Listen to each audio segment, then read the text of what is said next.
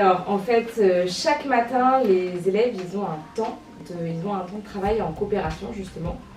Donc, il y a 2 temps. Il y a un temps de 45 minutes qui est un temps de travail en autonomie où là, ils travaillent seuls, mais il y a un temps en fin de matinée où c'est un temps de travail en coopération de 45 minutes.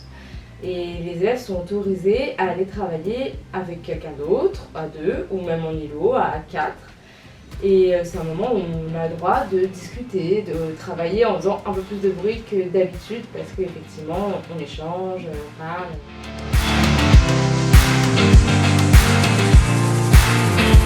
Alors, en fait c'est vrai que la coopération c'est un état d'esprit en fait, avec l'éthique c'est au-delà de coopérer pour le travail. La coopération c'est voir l'autre plutôt comme un allié alors qu'on le voit plutôt parfois comme un ennemi ou quelqu'un avec qui on est en compétition ou avec qui on fait un classement dans un système classique, alors que là c'est de se dire bah non en fait on n'a pas envie d'écraser l'autre, on n'a pas envie d'être meilleur que l'autre, ça va rien m'apporter. Je vais plutôt voir qu'est-ce que je peux tirer profit de justement travailler avec quelqu'un, qu'est-ce qu'il peut m'apporter, est-ce que moi aussi je peux lui apporter.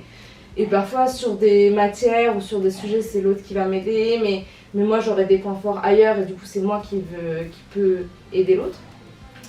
Donc c'est aussi une manière parfois de prendre confiance en soi, de se valoriser, de dire ok moi je peux être aussi une aide pour quelqu'un.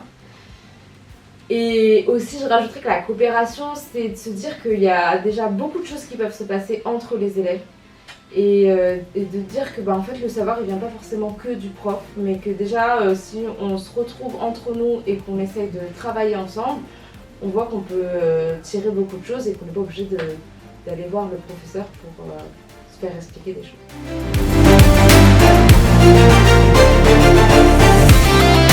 C'est vrai qu'on peut se dire ok on affiche les avancées, alors on le fait pas justement dans un but de voir le classement, etc.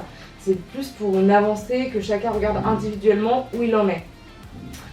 Malheureusement on peut regarder aussi ceux des autres, mais c'est à nous de faire ce travail d'éduquer en disant ok on voit l'avancée des autres, mais on s'en fiche, on n'est pas là pour se comparer. Et après ça sert à rien de le nier parce qu'effectivement chacun a des avancées différentes, il y en a qui vont aller avancer plus vite, il y en a qui vont avancer moins vite, ça sert à rien de tout cacher non plus. On peut aussi juste le mettre au grand jour et affirmer qu'on a des différences et juste s'habituer à ça et dire que c'est ok et regarder où on en est juste nous-mêmes et suivre son avancée.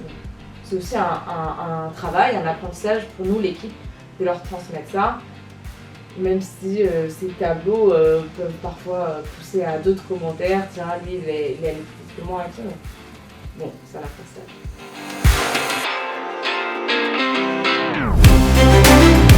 La coopération, c'est pas que dans le travail, c'est un état d'esprit global. Donc effectivement, on peut le retrouver sur les temps de travail en coopération le matin pour travailler ensemble, mais ça peut être sur des activités de l'après-midi où on fait des grands jeux et au lieu d'être que des équipes qui sont en compétition, on se trouve à faire un jeu où effectivement on est amené à travailler ensemble ou réaliser un objectif commun contre un ennemi commun ou contre la montre. Voilà, donc c'est aussi changer un état d'esprit parce qu'on a été beaucoup habitués ces dernières années à inculquer ça, on est beaucoup dans la compétition, dans plein de domaines différents. Et donc c'est dans sa vie de tous les jours comment on peut aussi voir les autres comme des alliés, ce que je disais tout à l'heure, plutôt que des ennemis, donc dans le travail mais aussi dans le jeu ou dans d'autres activités, quoi.